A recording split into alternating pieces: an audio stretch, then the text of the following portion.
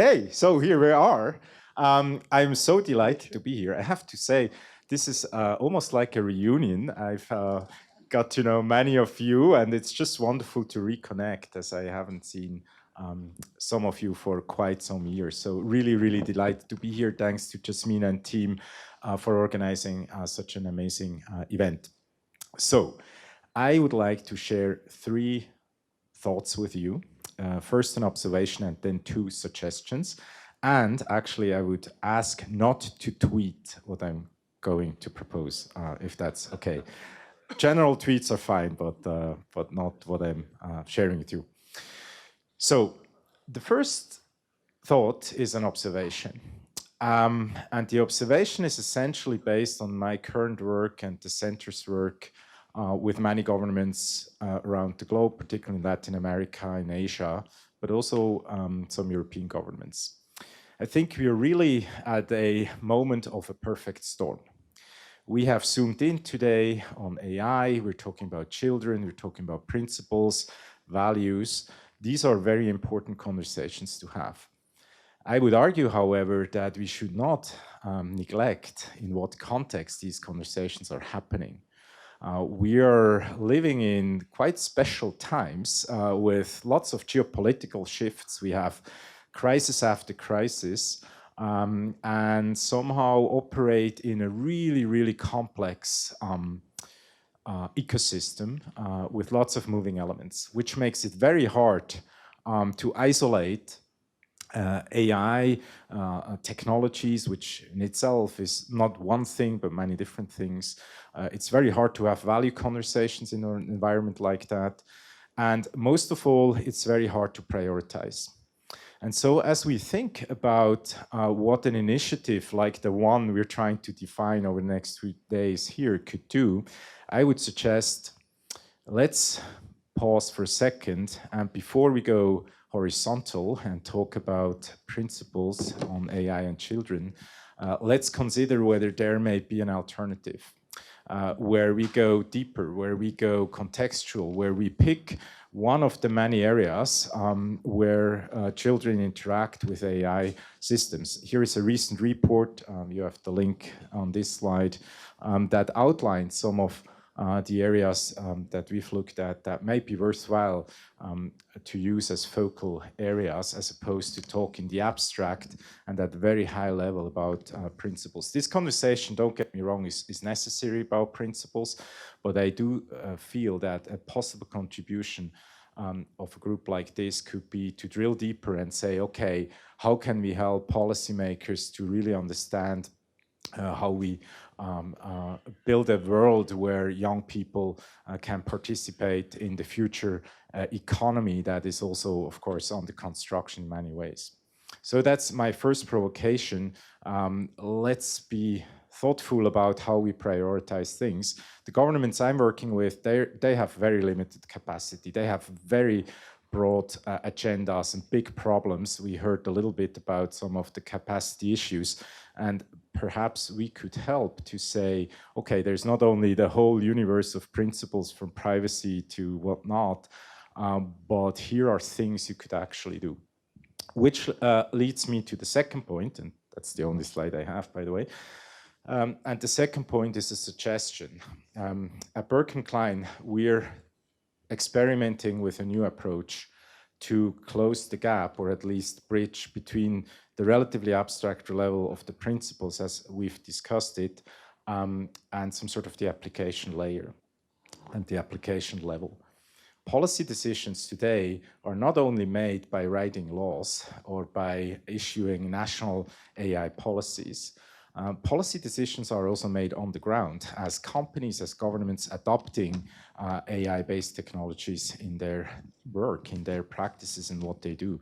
Malavika, who is here, wrote a fantastic set of case studies with colleagues out of the Digital Asia Hub, documenting some of these initial experiences, what happens when governments start to introduce AI into their interactions with citizens, whether it's in health, whether it's in agriculture and the like. So what we're trying to do at Berkman Klein is to create, with collaboration of partners, a bottom-up effort that looks at these micro policies as they are written on the ground by making decisions in the corporate and public sector and trying to create capacity to assist governments as well as companies how to navigate some of these hard ethical but also governance challenges. And I think it would be an exciting thought experiment to think through, could we open a work stream that's focusing on youth and young populations in one of these areas? So that's a suggestion, a proposal. The second proposal goes back to what Elettra introduced. I totally agree. The observatory idea is absolutely key to figure out, under the conditions of complexity and uncertainty we described, what works and what not. We have no clue what works and what not, if you're honest. So we're navigating in the dark. Even more important is to collect the data from these real-time experiments and see how can we create feedback loops and revise principles and policies as we move forward. Now, specifically with youth, and here's the proposal. What if we collectively would team up and we will come up with a youth panel from different regions that we would monitor in a research way, talk to, observe, interact with over the next 20 years to understand on one specific population, on one panel, what are some sort of the long-term effects as we start to unleash the power of AI. Such a longitudinal study, I think, could be tremendously helpful for us to gain insights, what it means actually at this moment in time to shape policies and build a better world together. Thank you.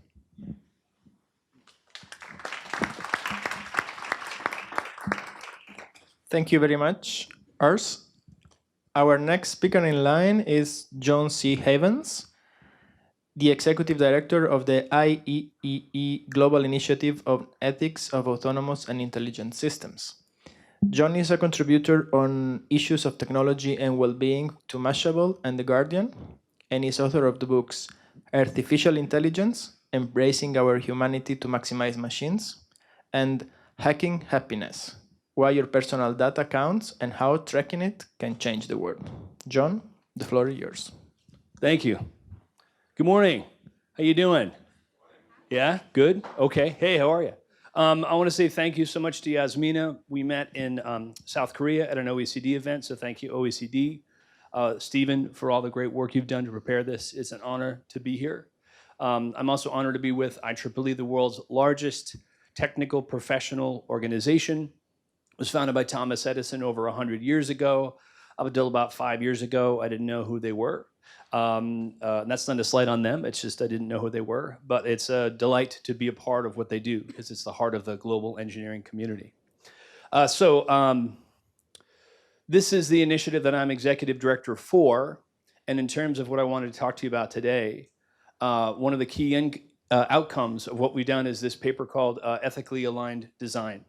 And we call it a paper, for me it's a lot more in the sense of, in 2016 we released the first version, and thankfully it wasn't me. Someone at IEEE was like, release this as a request for input, which I am thrilled about, because also like 100 people like in this room, some of the smartest people in the world, nonetheless, you release a paper and if it's sort of like, hey, here's the answers to ethics and AI, mic drop. Like, no, that's not gonna work.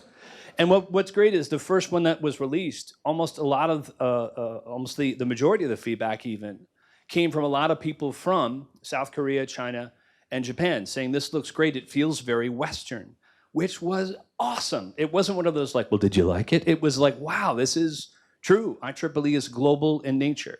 And one thing I think, and forgive me, tell me your name again from the first panel. Your name again? Kumba? I love when you said before about the penalties and there was a gasp.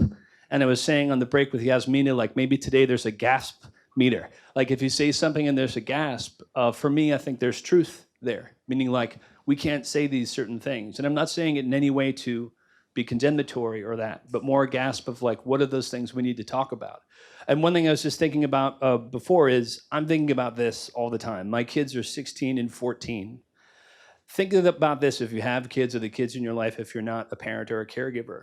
it's a year from now or 2 years or 10 years from now and this event, are they saying, Dad, Mom, Aunt, whatever, friend, whatever your title is to them, because of that event, my life has changed? That's what I'm going for being in this meeting. And that this is tangible stuff where they're like, thank you. I know you handled hard questions there. So, by the way, this is also participatory. We'd love to have you involved. It's free. You don't have to be a member. Another aspect of what we've done is standards. I think it was Yarmo was kind enough to mention the term soft policy. Law, obviously the penalties of law can be challenging to figure out that. We have 14 standards working groups which are unique for IEEE. And I think it's the largest suite of standards of their kind in the world, but that's not the point for us. It's more that this is a formal way of saying you can't, for instance, have a standard on facial recognition technology and not have in the room with the engineers and the data scientists, psychologists, anthropologists, people from around the world. And so this community, we have about 3,000 people in our larger community. A lot of the community is here. People like amazing people like Malavika and Virginia. And, you know, as Wayne's World would say, I'm not worthy. You know, the community that we have gathered, many of whom were all, you know, the same family, is fantastic. So I'll skip that just to get right to this. A couple things about today, and I'm speaking also now as John. I can't formally speak for IEEE, but all the things I'm saying. So you can talk to me later about the distinctions. But one thing is, human-centric for us is very specific. And there's also kind of a line in the sand, and we think that's okay. Human-centric meaning human in the loop, right? These are things, these are terms that you may know. Also, human values, human flourishing. We'll talk more about this later, but again, our colleague from the UAE is doing some of the leading work along with OECD on what flourishing actually means, actually economically, as well as the idea of physiological and mental health issues. Our document, by the way, which is 280 pages long, and that, you know, if you're thinking, wow, that's long, that's on purpose, is because after you write the principles, and our pillars are on the left that guide all of our work, then we really wanted to have something where this end of our work, each chapter, law, personal data, the 20 or so experts from each of those groups, we said, what are the top 10 issues that you're talking about at conferences like these, and then give recommendations. This is Creative Commons. If you want to work on it with us, we'd love to have you. These pillars, I'll talk more about, well, I only have like 3 minutes left. Universal human values, self-determination, technical dependability, especially the last part for IEEE, technical excellence is what it's built on. I'll spend my remaining time here. These general principles, the 500 people who worked on the latest version, in order, human rights being number one, and then competence is the final one. This was what the group agreed on consensus-wise that had to be here. Human rights is a tough one. Here's an elephant in the room. Even that phrase, you must be sensitive when that even phrase is spoken in English. At least that's my experience, because it means very different things to different people. But again, people like Malavika, the lawyers in the room who understand human rights is a legal basis to build any of this work off of. It's not like it's easy. It's not like everyone says, yeah, human rights is exactly the same in every country. But also along with ethics and guidelines, human rights law provides a great basis to move off of. And the logic there is if you build autonomous and intelligent systems that for whatever reason you know are already breaking human rights even when you're thinking about what it may do, that's probably a good sign to rethink what you're doing. Well-being, I mentioned this a little, but well-being for our work actually means like the work that the UAE is doing, that the OECD is doing with measurement. In the States, we tend to call it triple bottom line thinking. It is a solution for businesses and for governments because it says instead of one bottom line, which can be profit or shareholder value, which is incredibly important, there's three that are equally taken into account. That's the big thing, right? If decisions are made, I used to be an EVP of a top 10 PR firm. Every quarter when the doors close, there's an imperative. I get it. It's not like people are bad people or whatever, but if your imperatives are one bottom line, we won't make it for our kids, period. Because the planet and things like mental health, I know we have a colleague from the World Health Organization. I don't want to sound depressing, but depression, suicide, our kids are facing these things, period. So in terms of the gas meter, sometimes I hate talking about the words depression and suicide, but we have to ask ourselves why in society, not just in the States, it's in Japan, it's around the world, things like that for our young people are a solution. We can't have that be the solution. Maybe I'm saying that with my bias as a dad. The last thing is data agency. We really have to dig into this, and we have to make sure to talk about augmented and virtual reality. The immersive reality is here. If you're like one of those people, I go to a lot of these events and I talk about AR and they're like, okay, geek, head to the back of the room. And I'm like, 1 billion gamers exist today. And immersive technology also includes audio tools, right? So if we have an Alexa or whatever, all these amazing technologies, agency as humans know it right now, we tend to think this is the real world, this is the digital world, I turn it off. That era is done. And in terms of augmented and virtual reality, when people spend 50, 60, 70 hours immersed, then the principles that we're creating here today have to plan for that, because that's 2 to 3 to 4 years from now. And data agency, GDPR is a foundation, privacy by design is a foundation. There's things like smart contracts, blockchain, all these tools called the data sovereign tools. My Data is one of the leading organizations in Finland that has defined this type of stuff. And I highly recommend we talk about that today. There's no silver bullet for these things, but we have to think about GDPR as a basis and beyond. Anyway, thank you so much for your time. Thank you so much, John. Our last speaker for the session is Agostinho João Almeida, who has been recently appointed as the first director of the Center for the Fourth Industrial Revolution in Medellin, Colombia. The Center for the Fourth Industrial Revolution is affiliated to the World Economic Forum Center networks and wants to be a reference for the whole Latin American region beyond Colombia. And it will initially focus on 3 technology portfolio related to artificial intelligence, blockchain, and Internet of Things. Please, Agostinho. Thanks, Vincenzo. No pressure, right? So good morning, everyone. It's a privilege to be here, a real honor. Thank you, UNICEF, for the invitation.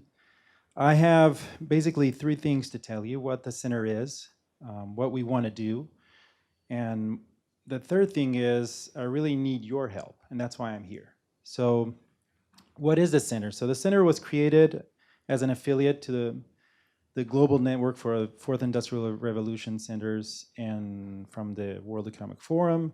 And basically this was created 3 years ago by the forum itself. And after China, India, and Japan, they decided to have a strategy to go much more global. And Colombia was the 6th city in the world, country, and it was based in Medellin. The 5th was actually UAE. I met them in San Francisco maybe a month ago. So these centers were created, and I'm going to tell you this before I tell you what we're trying to do in Colombia. The centers was created to focus a lot on policy development, evidence-based as much as possible, and trying to maximize the impact science, technology, innovation can have on a society.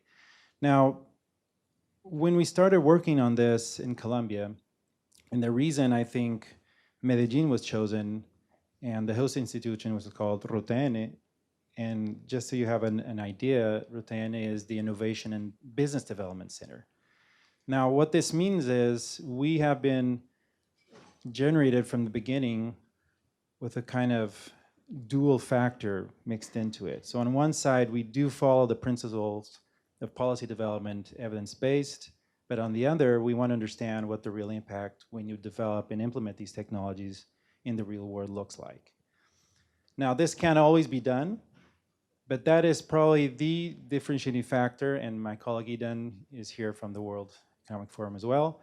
I think that would be the differentiating factor we could find in Medellin, being able to, on one hand, understanding what the policy and government technology gaps look like, but on the other, try to implement something on the technology side. Now, the center itself was created under an alliance between the national government and the local municipality. Now this means, thank you, this means basically that Medellin is primed to be a pilot for the implementation of the technologies. So we have projects like how do you put up a sandbox to understand what policy really looks like when you're trying to implement technologies. But on the other hand, what does that mean in terms of impact on people's lives, in terms of mobility, pollution, health, etc. And once you try to scale that to a national level, that's when the alliance with the national government kicks in. And I think they mentioned this, Colombia also signed with the OECD, the Artificial Intelligence Principle, but we're mostly directed to action. So our call to action is how to get more investment on the table to have trustworthy technologies implemented in society, how to get talent developed, what does that mean for the future of work? These are the type of things that are call to actions for us in Colombia. Now, we have a very big team of 3 people at this moment at the center. The center was launched April 30. I was nominated April 29. And just so you get a sense, I'm actually a major in biology, PhD in medical sciences. And before, maybe 3 months ago, I didn't even know what blockchain was. So this is where my call to your help comes in. One of the major factors we want to put in place in Colombia when we think about artificial intelligence, what does that mean for children? And that's why I'm here, to understand what type of project. This is a great moment to be here, where we are defining on a clean slate what type of project we can do and pilot. So Colombia is an open avenue to, if you want to work with projects with us. And I really like the idea of the 20-year research program. I do have, maybe because that's not my background, what type of technology within artificial intelligence will we look like? Because it's, the speed is astonishing. And to be honest, every time I go to these events, you know, when you were kids, you would drink from a hose, water. I feel like I'm drinking from a hose from a fireman, right? All that water gushing out. I'm trying to understand really what impact looks like when you think about these technologies. And a quick mention to that, the 3 areas of knowledge we will be working on is artificial intelligence, blockchain, and Internet of Things. 2 main reasons for that: Colombia does have interesting talent, startups, big companies are working a lot in those sectors, and with those 3, we can really impact different verticals. But one of my main question is, when you think about principles and going to practice, I mean, artificial intelligence is a big group of technologies and knowledge, but what does that mean when you start integrating different types of technologies? And in terms of policy development, evidence-based, and you mentioned this in the morning, I really want to understand your thoughts on that. What does a policy, evidence-based developed policy look like when you integrate 4 or 5 technologies, like for drones, right? There's a data policy, there's artificial intelligence, Internet of Things, right? Cross-border data policy development as well. So what does that mean? That's a question I have for all of you. And thank you for your time. I hope I get to know you all much better at the end of this day. Thank you. Thank you very much, Agostinho. We have time for 1, maybe 2 rounds of questions. So, anyone, any question, comment for the 3 speakers? There.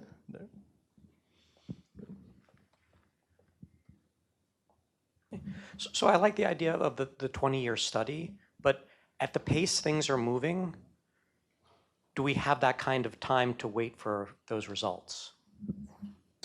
Well, I don't think we would wait for the results. We would learn on a yearly basis. If you look at other studies, longitudinal studies of this sort, and try to create a constant feedback loop of learning that feeds back into conversations like the one we have today. So we would have to iterate fast. I agree with you, of course, research is always slow. And that's also going back to the first observation I shared. As we aim to create this evidence base, we also have to make decisions. What do we prioritize? We cannot monitor and research everything simultaneously. So I agree with you, we would have to be very smart. What are the focus areas we go after? What's the sequencing of research results? How do we disseminate our knowledge that we gain through such a panel? So definitely lots of challenges, but perhaps an exciting idea. Thanks. I was actually also going to ask about the longitudinal study, but part you answered in part. I guess I'll ask the other panelists as well. In terms of the aspect of this constant feedback, because we can't wait 20 years and we need to get the feedback right away and implement it. You're both talking about high-level principles and then putting it into practice in a real place. How do you, the metaphors that I hear of building the plane while fly it does not make me feel very good. Maybe a little better is putting together a puzzle without the cover. That's a little more comforting. But if you could just give some insights on just the dynamic of iterating while coming up with principles. Well, I'll take it first. There's a couple people who aren't here today, but we got to give shout outs to is Kay Firth Butterfield, who's our vice chair of our executive committee at the World Economic Forum. She is phenomenal. And she and her husband were really helpful with us with ethically aligned design. Her work on toys is phenomenal. So kudos to the forum and Kay, who's also a dear friend. Oh, well then, tell your boss she's awesome and she's a dear friend. I wanted to shout out before to Baroness Beeben Kidron, who's over here. Beeben would explain it much better, but she is a warrior. And I didn't check with her on this, but the work that she's done in the UK in terms of actually creating legislation that, I can say this, ruffled feathers. And there were gasps, but I think what and Beeben didn't know I was going to say this. I think the ship that's moving, you have to realize that you're going to stand up and people are going to not understand the paradigm of the shift we're going for. But I think it's critical, and also the gasp earlier about penalties. There's oftentimes I find this thing of this understandable phrase that says, let's not hinder innovation. And I always say well, can we redefine innovation for the algorithmic age so that it also includes governance? And at the end of the day, would we prefer that innovation about how our kids is protected is prioritized, or innovation in any other space? Notice I'm not trying to be negative to any other space, but I'm saying Beeben is someone I admire very much, and I say talk to her about the steps that she's taken, because I also want to say that that plane analogy, one thing that seems to me to make sense, there's a lot of infrastructure that has to be changed. The economic underpinnings, a lot of the stuff, another elephant in the room. To change it, it doesn't mean that it's bad. It just means that it's hard. But again, the triple bottom line thing I mentioned before is another solution aspect to think about, because it gives solutions. You're thinking about building something in autonomous vehicles. I always mention this. I've read 60 reports on AVs. Only 3 of them mention the green space that will be increased when AVs come into play. We won't need as many parking lots. We won't have as many negative emissions. These are things that companies should be able to weigh and have metrics against. So there's so many opportunities is my point. And again, I'll just give one last shout out to Beeben, because she's one of the warriors getting this stuff done. So anyway, she didn't pay me anything, by the way, but if you, I guess, pay me in pounds. Yeah. I might build on that. And Eden, I think we talked about this in San Francisco. One of the things that worries me about these type of studies is if it's a multi-stakeholder engagement, how do you bring in at the same level in terms of indicators and measurements, startups, public sector, private sector, society, academic sector? How will that work when you try to feed into some sort of level of indication that can really create evidence to help build on these policies and on the run, right? How do you do that on the fly? So that's one of the things we're actually working on in Colombia to understand. Because one thing, and this is obviously an idiosyncrasy from Colombia, doesn't apply to every country. One thing is at a national level when you have a mandate, the other is at a city level, municipality, and then there's the regional level as well. And when you try to go cross-border on that, it's a whole different picture as well. So it's pretty important to take that into account. We have one last question here. I have one question as well.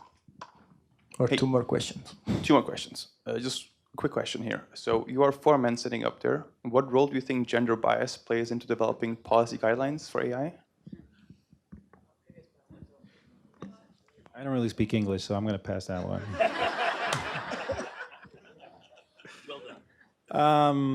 Wow. What was that, a gasp? I have a comment, but I'll let you. Yeah. So first of all, I don't think we have. I mentioned 3 people. The other 2 are women in our center, and the other of the 10 candidates, 8 are women, probably going to be hired. So I don't think it's all about competencies and talent. I do think if you go deep into the technology and artificial intelligence, we've been talking about bias and how that will probably make some sort of an impact on the way society will integrate these technologies and try to scale them. But I definitely don't think that would be a major issue if you don't want it to be. So. I helped organize Yasmina. I cannot tell you how much work they've done to put into this, but I do have to say about 2 minutes in, I was like, oh, it's a manel. I'm on a manel, meaning all male panel. So I think it's critically, meaning it's always hard to run an event, but the fact that you brought up diversity is critical. It has to happen. So I'm not trying in any way to sound condemnatory, because having run dozens of events, the matrix to get to a panel, we need people, in this case, who are actively running different initiatives, et cetera. I'm speaking for myself. You get a list, and sometimes you don't think, oh, it's 3 dudes. But I think what you're saying, or at least what I know for myself, is I need to change my thinking. I'm not talking about UNICEF here. I need to change my thinking. So I'm always saying, oh, this is something that we can address. Next question.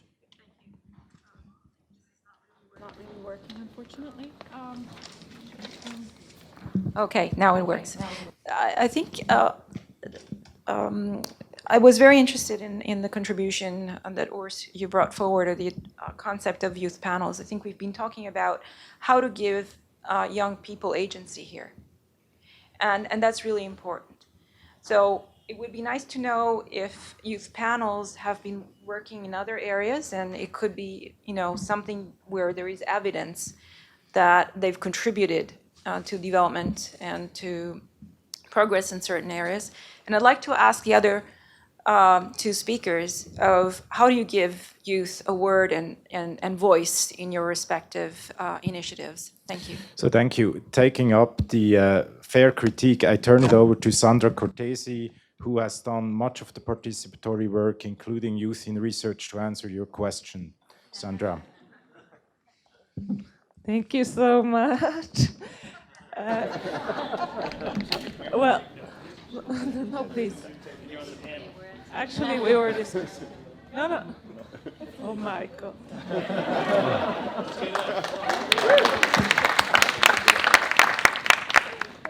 We were actually debating who should present, Urs or I, and we almost threw a dice, so I'm partly to blame for the manel here.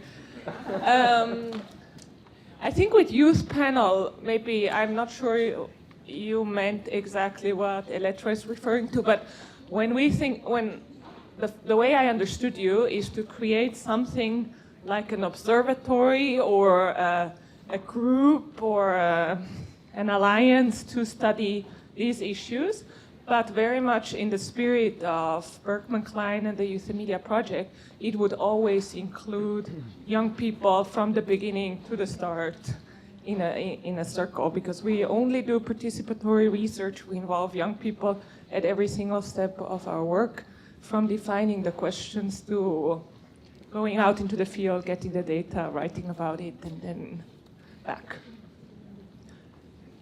Does that answer your question? We have done that for 10 years. I can give examples of how that works Absolutely. Or doesn't work. It is these two aspects of it that is very interesting. It is both giving young people agency in participating in this setting up, but also creating an observatory over time to see over time how AI policy, but also implementation gets picked up, and what are the issues. And I think that's very important. I'm interested in hearing. What's interesting is the challenge, the kind of opposite of the coin, with involving kids in work along this nature. So we've partnered with AI for All, the amazing Tess Posner, the executive director. Their work is based in the West Coast right now, but they're really international in aspiration. And they work largely with girls and youth who monetarily don't have as much money to teach them data science and AI. So we went to them and we created a high school committee with them. All the people on our committees, though, meaning the IEEE staff, we have to go through training, and it's hard to have people under a certain age join the committees. I'm not saying that's a bad thing. I'm just saying it's interesting. That sometimes has been a hindrance, but it's been a good way to learn. Participant design. I'm also executive director of a program we're doing with the MIT Media Lab called the Council on Extended Intelligence that a few people here are part of, including Urs. Participatory design is a methodology, which really means unless you have the people you're building your stuff for in the room, then you won't really be building it for them. You'll be building it at them. And for brands, my past life, that means where you have real solid stuff. And more importantly, you can have them be a part of things. The other thing, Urs, that reminds me, by the way, is the movie Boyhood. That type of film of like filming people every year, which is not a new idea. That might be really cool, where you check in with them every 6 months and do a quick video. Because then you can, by the way, let me say the most obvious thing, but it's a great idea, so. So, different perspective to add on to that. One of the initial phases we'll be going through is mapping out opportunities, and that will be meaning how do you talk to the right audiences to understand what the challenges are in terms of governance gaps, technology-wise. But the other side of that is how do you implement solutions and develop options to understand how do you really fill in those gaps, and that's where the youth involvement will be much more pronounced in Colombia. We will be working a lot with these different type of audiences, understand how they can help develop the solutions to the gaps we see both on the technology side and the policy side as well. And I've just taken a mic to mention that for us in UNICEF, obviously, youth engagement, participation of children in everything we do is critical, very important. We have with us my colleague Maria over there at the back in yellow dress. She's the head of UNICEF youth engagement team, and we'll also have a youth representative today. So we're open to all your suggestions about how to make sure that these youth voices are really represented well in the process of developing these policy guidelines, research, whatever we come up with in the end. My name is Irene, or for the English native speakers, you can call me Irene. I'm from UNICEF Finland office, and I have the great privilege of facilitating this afternoon's lightning talk session. Could I first ask all the lightning talkers to come and take a seat? We have Mrs. SM Yilmaz Halil Oiloy. I had to actually spell it in a phonetic way here. We have Mr. Alpesh Shah, we have Mr. Michael Karimian, and Mrs. Danielle Beneke. We have talked a lot about on the policy and principles, and of course already touched quite a bit on the implementation and the practice. But this afternoon, we're going to really focus on those issues. And we want to have these short lightning talks now to give you some food for thought for this afternoon. We're going to have after this some more brainstorming. So like we did in the morning, we'll have short presentations from all of the four speakers. And after that, we'll have some space for some questions and discussions. So let me first start by introducing Mrs. SM Yilmaz Halil Oiloy, who has a very difficult last name. She's the founder and president of Technoladies, which is a Turkey-based organization. And the objective of the organization is to promote and improve inclusivity in the field of technology, and especially empower women of all ages in technology use. Please. Hello, everyone. It's really stunning to be up here. My name is Ecem Yilmaz Halil. I'm a 17-year-old high school student from Turkey, and I'm from Ulm and a founder of Technoladies. Okay. So first, I'd like to thank UNICEF and Turkcell for giving me this amazing opportunity to address the lack of diversity in AI. And to each and every one of you for being here today to set exemplary policies for AI and child rights while bearing in mind the key elements and challenges such as inclusion, transparency, and accountability. It truly is a great honor to be here with you today, and especially since I qualify as a child still. And I'm really excited to talk about why diversity is crucial in AI and how we can achieve it, hopefully.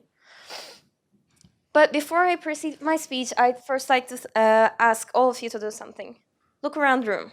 Just look at the person sitting right next to you, in front of you, far across the room, someone. What do you see? I see a mix of people with different genders, races, ethnicities, interests, talents, and backgrounds, and looks.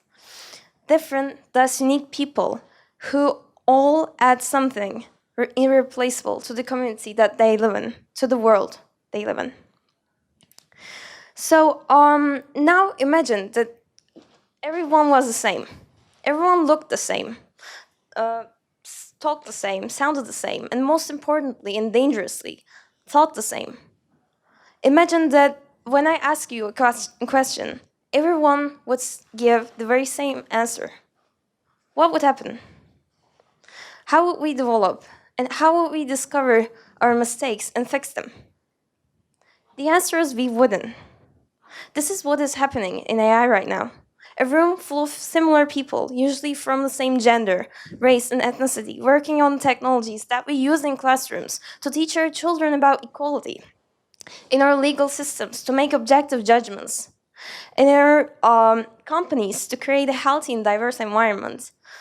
But how can these people, who are already well represented in this field, address issues that the underrepresented people face?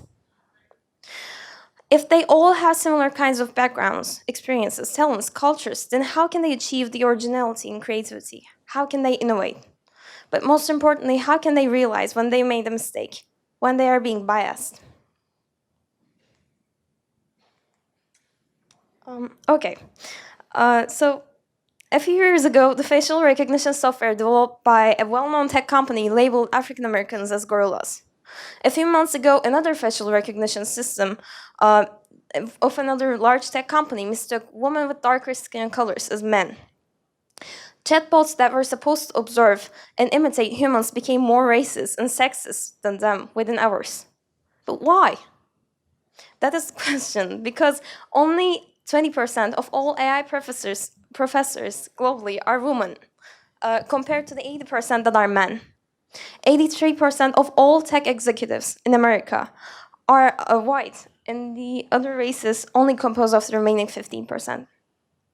Because the facial recognition algorithms that we use to recognize women and minorities have been trained mostly on white and male pictures. The lack of diversity in the fields of AI and technology, as well as the underrepresentation of women, people of color, and other marginalized groups in the training data that shapes the AI, prevent this new and promising technology from moving forward and from benefiting every child. The AI systems that don't account for the differences that make everyone in this room unique reinforce the very inequalities that we are trying to overcome. They wide open the diversity gaps between children that we are trying to close. The truth is, as the technology evolves into better forms of itself, it is crucial to have people from different genders, races, ethnicities, and other qualifications developing and deploying it. To avoid dangers such as reinforcement of real-life discrimination, loss of creativity, and inability to develop further, since the bias and these dangers will affect each and every one of us, we should all be taking action to ensure inclusion and diversity. AI will affect all of us, every child, so we should all have a say in it, regardless of gender, ethnicity, and race. I realize that up to this point, I've been quite pessimistic. However, I am optimistic about the change that we can make. There's still enough time and opportunities to build ethical and inclusive AI systems that will respect our rights and our dignity. How? I'm going to refer to some of the exemplary suggestions in the Principle 6 here. So firstly, we need to ensure equal representation and inclusion in development and deployment of AI systems through having people and policies that constantly strive for diversity among those that design, develop, implement, research, regulate, and oversee AI systems, and collect and process data. We need people of diverse qualifications, such as child rights advocates, working together with regulators, policymakers, and law enforcers of AI systems to provide a range of perspectives so that we can detect and fix our mistakes. We also need to establish mechanisms and platforms for safe and responsible sharing of data that will ensure equitable representation of children from all kinds of backgrounds so that we can make sure these AI systems meet the needs of every child and doesn't discriminate. These are all great suggestions, and I want to add one more point to this list, which I think is crucial. We need to make AI education, application, and research available for everyone. Every child, regardless of their gender, race, ethnicity, through organizations that enable the youth to get involved. With this thought in mind, I founded Technoladies, aiming to create a supportive platform to encourage women from all ages to follow their passion in AI and technology in general, so that they wouldn't go through the rough patches that many women in technology go through. Technoladies is an organization that promotes inclusion AI and helps mitigate the diversity crisis in Turkey by lending a help to smart but excluded women through workshops, camps, weekly meetings, and Turkey's first all-girls hackathon that is in the planning. Through this organization, we have many people realize that they have a choice, that they can pursue their interests regardless of their gender and other demographic variables. And that is meaningful. What we achieved with our organization showed me that industry, governments, NGOs, we can all help mitigate the lack of diversity by establishing programs and organizations like Technoladies that will make AI education, application, and research available for everyone by supporting the ones that already exist, collaborating with them, and by making policies to encourage the formation of such organizations to prioritize inclusion in AI.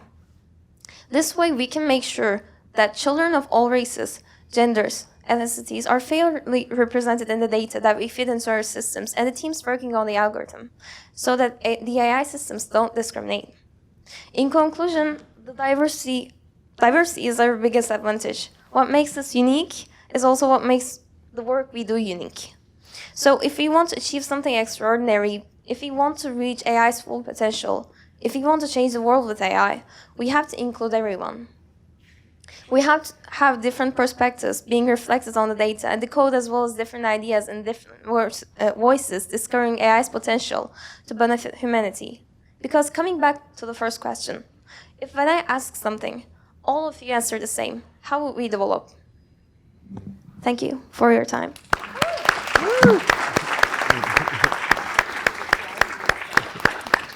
Thank you so much, SM, for those very inspiring words. And next we will have Mr. Alpesh Shah, who's the Senior Director of Global Business Strategy and Intelligence at IEEE. And he will tell us more about the standards that support ethical AI. Thank you.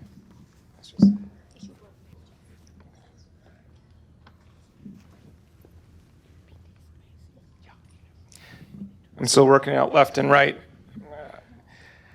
Okay, good afternoon. My name is Alpesh Shah, and you are going to see some slides that Moira Patterson helped pull together for us. Just as an aside, Moira oversees our program around DITA, which is digital inclusion, identity, and trust in agency. So you'll see some of that in reference here. You've heard a lot about this when John spoke about it, but what I'd like to do is just give a little bit of context in terms of what it is I'll really be talking about. And to get there, I'd like to just share a little bit from my perspective. You know, there's been a lot of talk about ethics and how do you sort of, how do you codify it? And typically when I get this question, I have the same look you see out here, which is how I always look.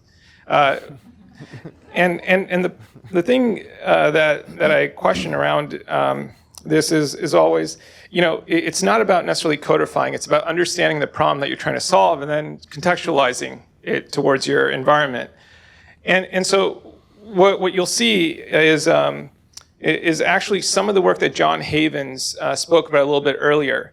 And a lot of this, he and Konstantinos Karhalios were the seminal drivers of this work. About 5 years ago, they really started bringing the world together around this idea of ethics and just more than just technology, and helping IEEE start to live up to its mission. Our mission is advancing technology for humanity, but for quite some time, we've been failing to live up to it. So over the past 5 years, we've seen some phenomenal work occur as a result of it. Now, what does this mean when you have 300 pages of paper in front of you and someone's asking you to say, okay, now take this and turn it into something that matters, that works, that you can do something with? And for most people, it's like, that's a lot of work I need to do to understand how to apply it. Now, what's really great here is, number one, if you are in the policy space, just do a quick, if you have Adobe PDF, there's this great thing called find and search. And you just type in sort of the problem that you have, and you'll find that a lot of the keywords are already there. So that's one approach. But the other, which is a lot more practical, is John has started implementing these things called EAD4s. And EAD4s are these communities that are coming together to really identify practical contextual applications of the seminal work that's been done. So they're looking at developing not only briefs, but sort of helping to drive better understanding of a lot of the considerations in the space. So this is just a I guess it's nothing more than a plug, but I did my plug. So John, there you go. Now, from the standards side, a lot of the talk you'll see, and even here, I'm giving some snapshots of the work. But to be honest, there's about 30 total standards of activities that are going on right now at IEEE. I've got 5 minutes. And half of them are really on the technical side, and half of them are on the ethical side. Yeah. And this is important because when you think about it, if you only go one way and you try to circle back, it's tough. It's tough. This is a problem a lot of the companies even out there today are having, right? The platforms are developed. Now you've got to make this strong left turn and sort of fix it and make it. It's tough. When I had my own company, these sort of challenges always came up, and it becomes a risk analysis assessment typically. But what I'd like to highlight in the context of the conversation today, there's 5 standards activities going on. The first one is being led by the 5 Rights Foundation and Beeben Kidron. And I think many of you are familiar with the work. This is going to be starting very soon, but it's very important work. And it's really looking at it from, we often talk about this idea of online or digital twin, and I think this is a nice term, but I don't buy this term, because it's really about children's experiences.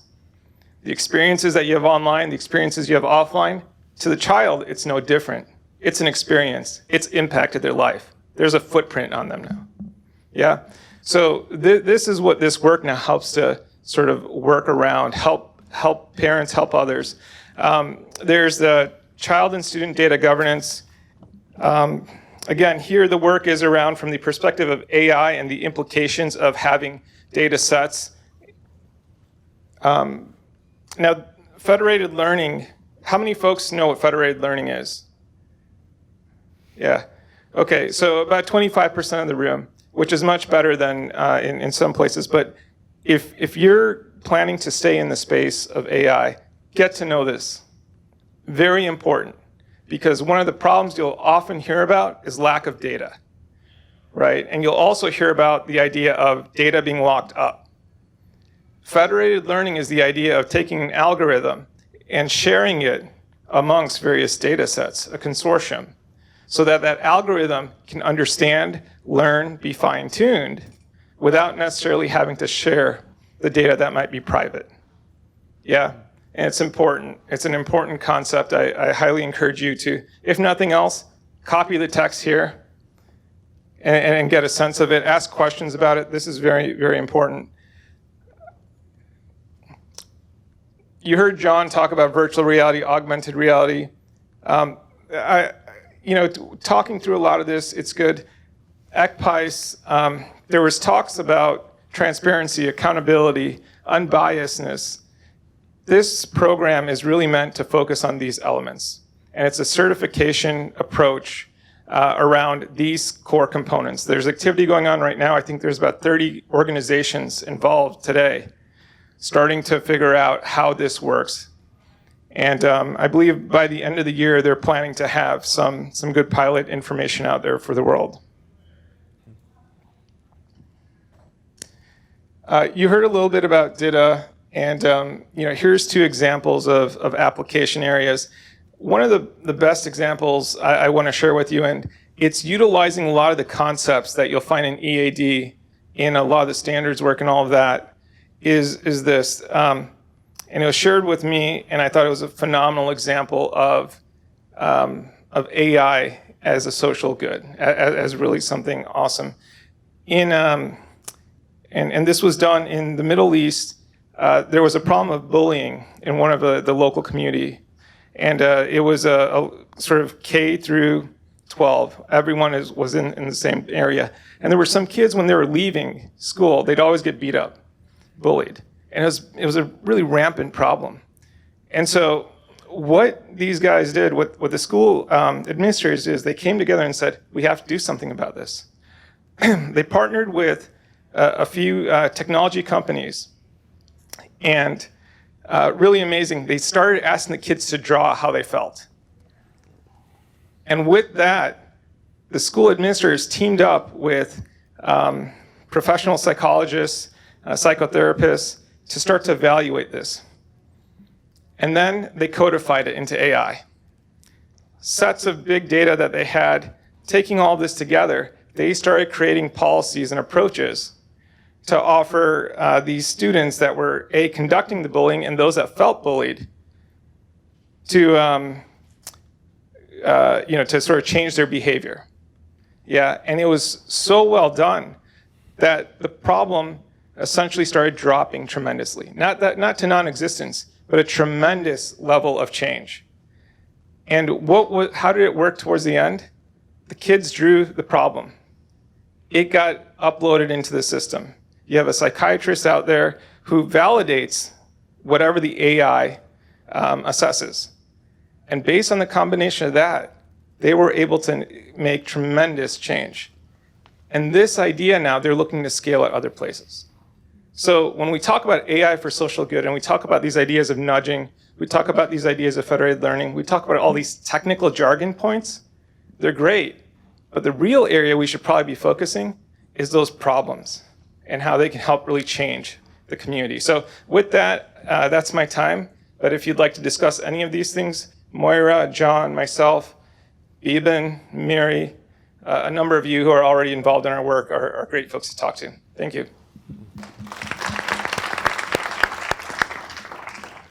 Thank you so much, Alpes. And next we will have Mr. Michael Karimian, who's the Senior Manager of Human Rights at Microsoft, and he will add a company perspective to the conversation. Thank you.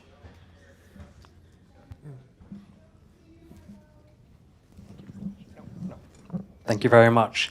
So I should say I'm a senior manager for human rights at Microsoft, not the senior manager. I don't want people to have an overemphasized impression as to what my role is there. But indeed, I have the privilege of working at Microsoft based here in New York, and I've been with the company around 3.5 years now. Now, although I'm from Microsoft, I actually won't be using PowerPoint slides. I know we all face an occupational hazard of death by PowerPoint, so hopefully I can spare you that risk today. But I was asked to talk about really 4 things.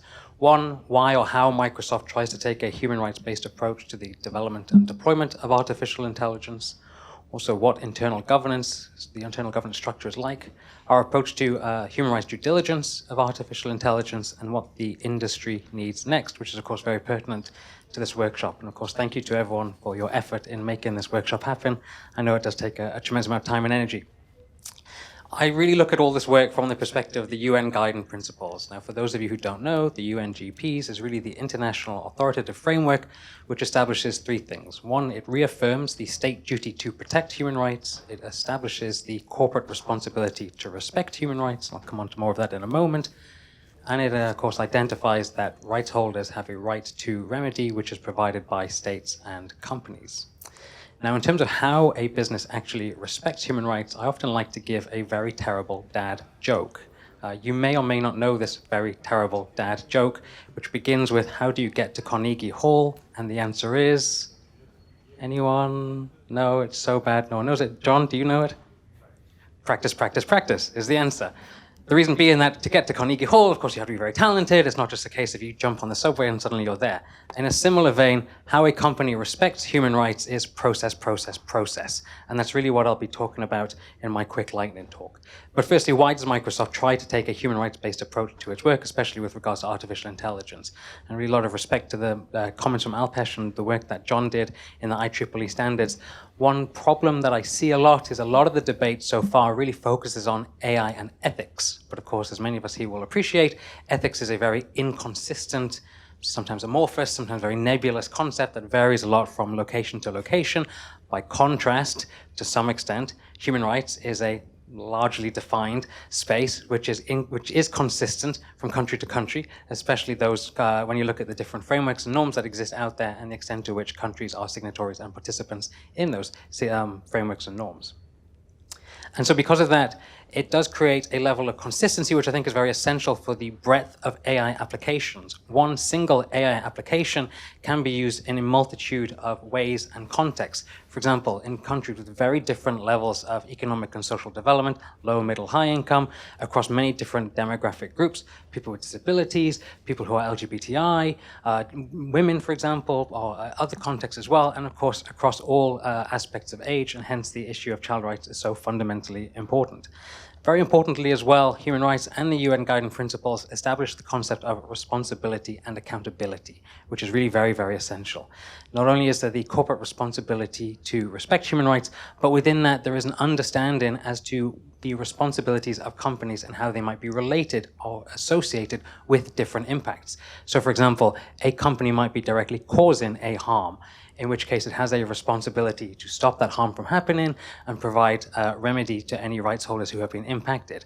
Equally, a company might be contributing to a harm, in which case a third actor is directly causing the harm itself, but a company is nevertheless responsible for using leverage to prevent that harm from happening, and again, find a way to contribute to the remedy that needs to be provided. And thirdly, a company can be directly linked to a harm, in which case there might be some type of business relationship with the actor which is actually mostly responsible for the harm, and in that context the business itself has a responsibility to use leverage to prevent that harm from happening now and in the future as well.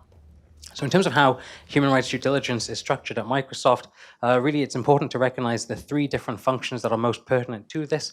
One is the human rights team that exists in Microsoft, and broadly speaking, it is responsible for implementing the UN Guiding Principles and other international human rights frameworks. And in doing so, it is responsible for undertaking the company's human rights due diligence. And again, I'll come on to more of that in a moment. The team is also responsible for human rights transparency. So for example, the company's annual human rights report and other forms of transparency reporting too, for example, digital trust report and other forms of transparency reporting. Equally, it is responsible for rights holder and stakeholder engagement. That being said, there are a multitude of teams across the company which are responsible for so-called salient human rights issues. Now, businesses are encouraged to identify their so-called salient issues. These are the rights which are most at risk from business activities. And at Microsoft, we identify those as accessibility. So the development and delivery of technology which is accessible and functional for people with disabilities that work at a day-to-day level is led by the company's chief accessibility officer and her very large team. There's also the issue of data security and technology, an issue which I think we've come to understand. The public has come to understand a lot better in recent years, really relates to how companies collect, use, and store customer data. And at a day-to-day level, that work is led by the company's chief privacy officer. Then there is the issue of freedom of expression and privacy, which is really about how a company interacts with law enforcement and government requests for user data and content moderation. And then last but by no means least, online safety, which historically has really been focused on child sex abuse material online, but in recent years has expanded to include issues like terrorist and extremist content online too. These issues are to some greater or lesser extent relevant to the topics of artificial intelligence, but of course, as we understand from our human rights due diligence, and as you in the room will understand too, there is a lot more potential impacts that artificial intelligence can create. For example, if you think about technologies like facial recognition and the impact that can have on freedom of assembly. Typically, technology companies have not had people who are experts on topics like freedom of assembly. And so it is very clear from undertaking human rights due diligence that companies, including Microsoft and other technology providers and platforms, do have greater responsibilities than they have previously been able to try to reconcile with. Lastly, but by no means least, at Microsoft, we've been in the process of developing something called the Office for Responsible Artificial Intelligence, which is also responsible for developing the soon-to-be-launched Microsoft Responsible AI Standard, which is essentially the company's policy for, as the name suggests, responsible artificial intelligence and its development and deployment. So let's focus a little bit on human rights due diligence. As you might know, human rights due diligence is a process which companies are expected to undertake as part of the guiding principles to identify the potential and actual risks caused by their business activities, to also establish their efforts and activities to prevent and mitigate those risks, and also the remedy that they need to provide to rights holders who might be impacted by them. And that also includes the grievance mechanisms which rights holders can use. That being said, there are really two forms of human rights due diligence which I think every company takes. Well, some. There is the form of due diligence which is very formal in nature, often in the form of something called a human rights impact assessment. But secondarily, and also not to be ignored, is the fact that every business, by and large, should be undertaking due diligence in many different forms every single day. And it is quite conceivable that they are or they should be integrating human rights components into that due diligence. Now, at technology companies like Microsoft, inevitably there are so-called stage gate mechanisms and processes. From the moment in which an idea is created, so-called ideation, all the way through to development and deployment, there are multiple stages which that technology must pass through to ensure that it can actually reach the market. So for example, is a technology being developed by Microsoft compatible with the Microsoft accessibility standard? There are multiple points at which that is checked along the line, and the same is true with other standards such as the Microsoft privacy standard. We will end up in a position where the Microsoft standard for responsible AI will also be integrated into these processes so that we can ensure that the products and services being developed and launched by the company are compatible with the ethical standards being put into place. In terms of our standalone human rights due diligence, though, into this space, we're really at the third phase of it now. About 2.5 years ago, we began with a human rights impact assessment which broadly looked at very much the computer science of artificial intelligence rather than specific known or existing applications. The reason being, of course, this is a technology which is evolving so very, very quickly. And so it's important, I think, for companies like Microsoft to conduct due diligence, which is very forward-looking in nature rather than much more retrospective.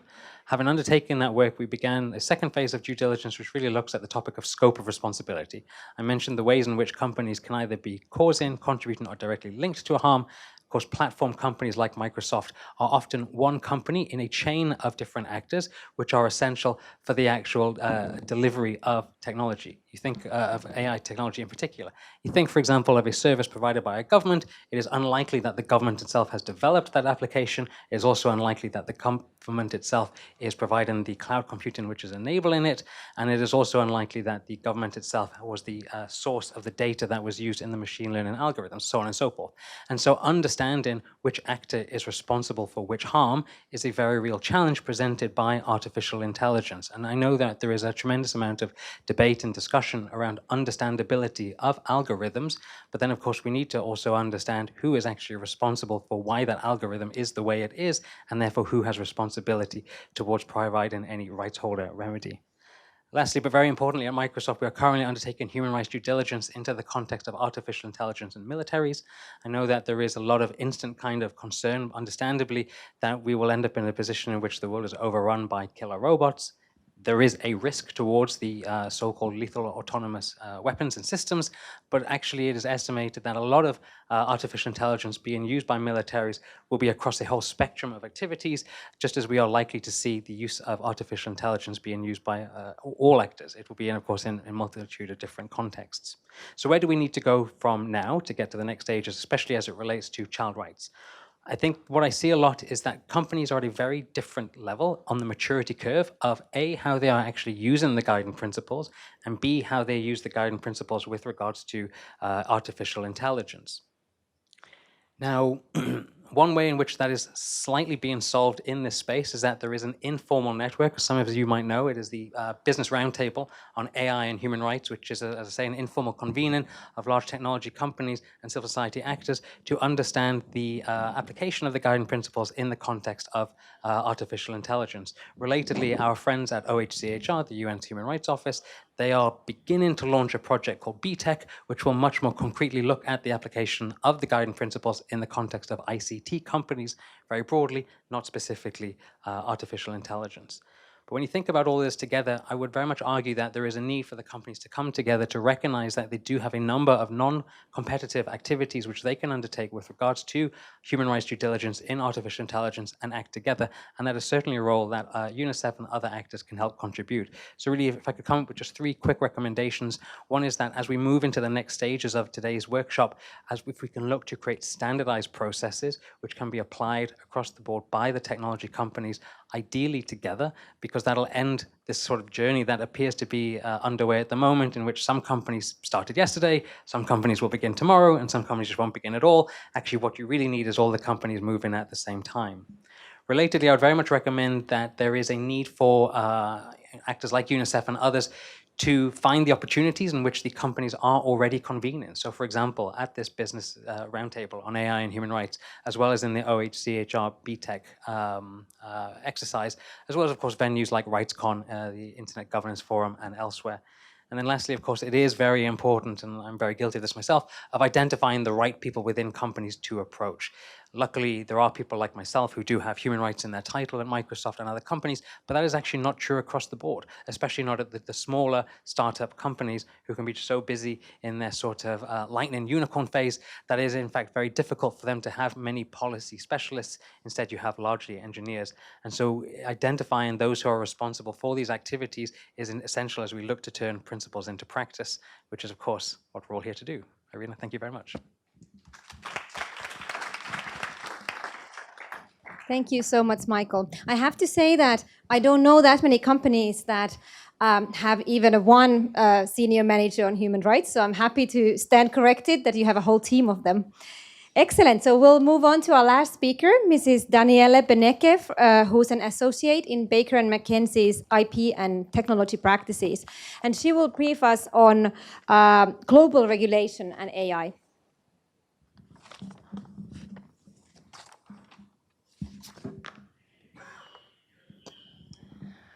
Okay, hi everyone. So just by way of introduction, so I'm a senior associate now, global IP and technology practice, and I work in the applied AI space, help our clients understand the various regulations that are popping up, help them really try and distill this fairly complex policy framework that's developing. And I've actually been very interested in AI on both a professional and a personal level for quite some time. And I work with a couple of the AI groups on Stanford campus as well. It's been absolutely fascinating to see things like machine learning really break out of the lab and capture the public imagination over the last several years after being really a bit of an academic backwater for some time. So this is quite exciting for people like me. So to give you a bit of background around our involvement as a firm with this project, so we have quite a deep relationship with the World Economic Forum, and that was deepened a couple of years ago when we became the founding law partner for the Center for the Fourth Industrial Revolution over on the West Coast, where I'm based. And as part of that relationship, we actually have a permanent senior attorney that's positioned with the center who helps out with policy projects like this. But we also get involved in a much more encompassing way. So this project is a great example of that.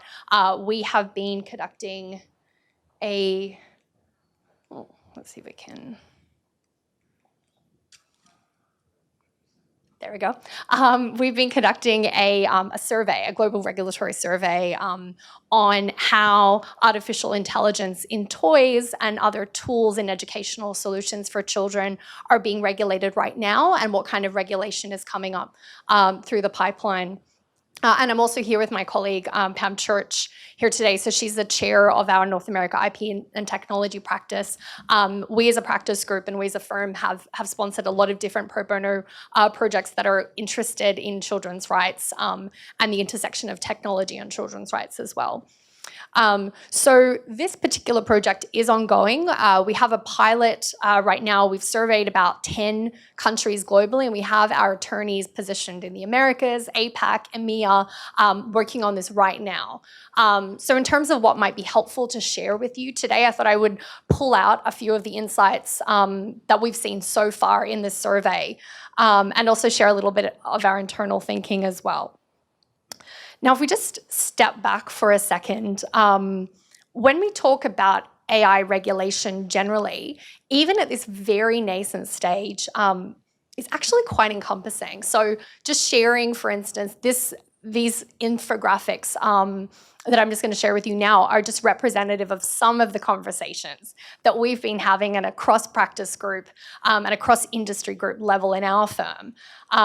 So I think they really show that today, we're very much focused on children and how AI interacts with children, but there is a much, much bigger set of conversations that are happening at the global level that involve various aspects of law and various industries. So with the survey, we really did have to do a lot of work at the front end, and we did that working with our partners at Berkeley, who produced a fantastic memo for us to use as part of our scoping exercise to think about, what are the real questions that we should be asking right now. And by and large, for this project, that covered three separate areas. So the first area was really AI-specific legislation. So that is laws and legislative initiatives that are specifically directed to AI technologies. The second bucket was existing privacy and data protection regulations that are very much going to apply and impact how children's toys, tools, and educational solutions that use AI technologies will be regulated. And there are a lot of regulations like this, including GDPR, which are in place right now. And then there are other, the third bucket was really other generally applicable laws of relevance. And that includes things like consumer protection, product liability, and contract laws that govern relationships between companies and children. So the first big insight we had, which is not at all unexpected, given how nascent this space is that there really isn't a lot of AI-specific regulation at this point, or even regulation that clearly touches on AI. So the last few years have really been about policy, and we're seeing a continuation of that. But at the same time, however, we are seeing quite a bit of movement on the legislative initiative front. And this is just an infographic that we did a few months ago now. We're really seeing this kind of wave of bills, of legislative initiatives. So just taking the US, for instance, there's a couple of initiatives referred to there, which haven't really gained much traction. But if you have been following things over the last couple months or the last few months, there have been things like the Algorithmic Accountability Act, introduced in April, the Commercial Facial Recognition Act, introduced back in March, which was really about tracking of end users and their biometrics. And then interestingly, in the US, there's also this trend at the local and state level where you have those lower level governments looking at AI-specific regulation. And this has typically been focused on agency decision making, but you even have some quite interesting moves, including by the California legislature, which actually adopted wholesale some of the future of life AI principles as kind of guiding lights for their future regulatory initiatives. And then if you step back and have a look at things globally, if you have a look at some of the activity going on overseas, there's still that lack of specific laws in place, and also a general lack of case law in the common law countries. Though about half the countries that we've actually surveyed so far do have some kind of AI-specific initiative in place. Now, lifting the veil a little bit on what we're doing internally. So we actually have our own AI regulation tracking project that's underway across our offices right now in parallel to this particular child-focused project. So we do have some other insights from that we can share. And something I think that's of particular relevance to this group is that none of the countries that we've surveyed really have, either internally or externally, come to some consensus around what AI and various related terms like machine learning, how they should be defined. And so obviously, how do you regulate something if you can't define something properly? And so that's certainly a challenge that's going to come into play for this project too. The second insight that I wanted to share is that most of the countries surveyed do have fairly developed data privacy and security regulations, including some that very specifically touch on AI. So GDPR in Europe, for instance, we talked a little bit about today. And even at the regional and national levels, you're seeing a bit of fragmentation and complexity in terms of how children are captured by that legislation. So with GDPR, for instance, some of the age of consent mechanisms were left to nation states to decide. So in the UK, parental consent for certain types of data collection and processing activities, the operative age is really 13, which is kind of akin to COPA in the US. But then you have other countries like Italy, where it's much higher at 16, and France, where it's around 14. So again, that kind of adds very much to the complexity. And then in the EU, you also have through GDPR, some really interesting provisions focusing around automated decision making. Now, I think that's my time, but just one last point I wanted to make, which might be helpful to touch on here, is looking at that body of generally applicable consumer protection laws, and in particular sector-specific laws for children's toys and tools. So in a number of countries, there seems to be the view that these are going to be quite useful foundations and frameworks for future policy making in this space, particularly around AI-embedded toys and internet-connected children's tools and educational solutions. So last point I just wanted to make is that all of these different initiatives at the global level, at the national level, at the company level, and at the industry level are making for a very complex policy landscape right now. So just by way of illustration, this is just something we put together for some of our clients in the UK market to help them kind of distill a little bit about what's happening there. And part of our job is really to try and process all of that and draw out some of the core common principles. So what I would urge everyone today in the context of this project is to really think about trying not to add to the complexity of the policy landscape, but really to think about how we can come to some kind of consensus around core themes, including in existing legislation and regulation and other initiatives that we can actually leverage and deploy as solutions to some of the problems that we're solving, rather than necessarily thinking about new policy frameworks, new legislation that just kind of adds to the flowering of initiatives that we're seeing globally. So thank you very much.